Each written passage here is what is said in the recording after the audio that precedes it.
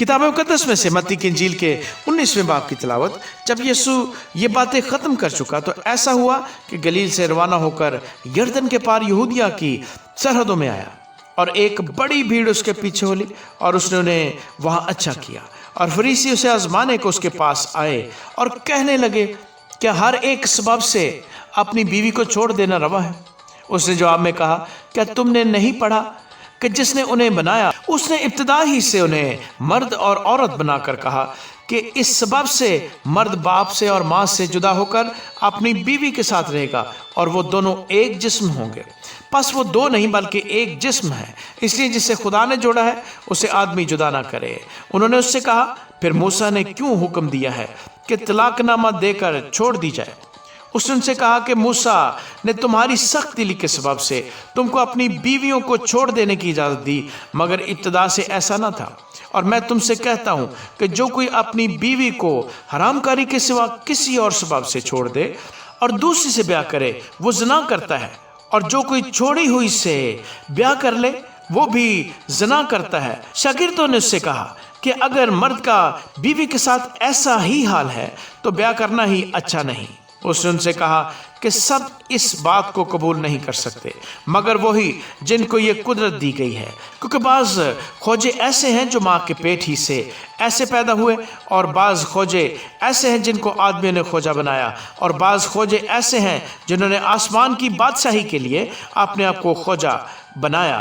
جو قبول کر سکتا ہے وہ قبول کرے۔ اس وقت لوگ بچوں کو اس کے پاس لائے تاکہ وہ ان پر ہاتھ رکھے اور دعا دے، مگر شاگردوں نے انہیں جھڑکا۔ لیکن یسوع نے کہا، بچوں کو میرے پاس آنے دو اور انہیں منع نہ کرو، کیونکہ آسمان کی بادشاہی ایسوں ہی کی ہے۔ اور وہ ان پر ہاتھ رکھ کر وہاں سے چلا گیا۔ اور دیکھو، ایک شخص نے پاس آ کر اس سے کہا، آئے استاد، میں کون سی نیکی کروں تاکہ ہمیشہ کی زندگی پاؤں؟ اس نے اس سے کہا کہ تو مجھ سے نیکی کی بابت کیوں پوچھتا ہے؟ نیک تو ایک ہی ہے، لیکن اگر تو زندگی میں داخل ہونا چاہتا ہے تو حکموں پر عمل کر۔ اس نے اس سے کہا، کون سے حکموں پر؟ یسوع نے کہا، یہ کہ خون نہ کر، زنا نہ کر، چوری نہ کر، جھوٹی گواہی نہ دے، اپنے باپ کی اور ماں کی عزت کر، اور اپنے پڑوسی سے اپنی مانند محبت رکھ۔ اس جوان نے اس سے کہا کہ میں نے ان سب پر عمل کیا ہے، اب مجھ میں کس بات کی کمی ہے؟ یسوع نے اس سے کہا، اگر تو کامل ہونا چاہتا ہے تو جا اپنا مال و اسباب بیچ کر غریبوں کو دے، تجھے آسمان پر خزانہ ملے گا، اور آ کر میرے پیچھے ہو لے۔ مگر وہ جوان یہ بات سن کر غمگین ہو کر چلا گیا، کیونکہ بڑا مالدار تھا۔ اور یسوع نے اپنے شاگردوں سے کہا، میں تم سے سچ کہتا ہوں کہ دولت مند کا آسمان کی بادشاہی میں داخل ہونا مشکل ہے۔ اور پھر تم سے کہتا ہوں کہ اونٹ کا سوئی کے ناکے میں سے نکل جانا اس سے آسان ہے کہ دولت مند خدا کی بادشاہی میں داخل ہو۔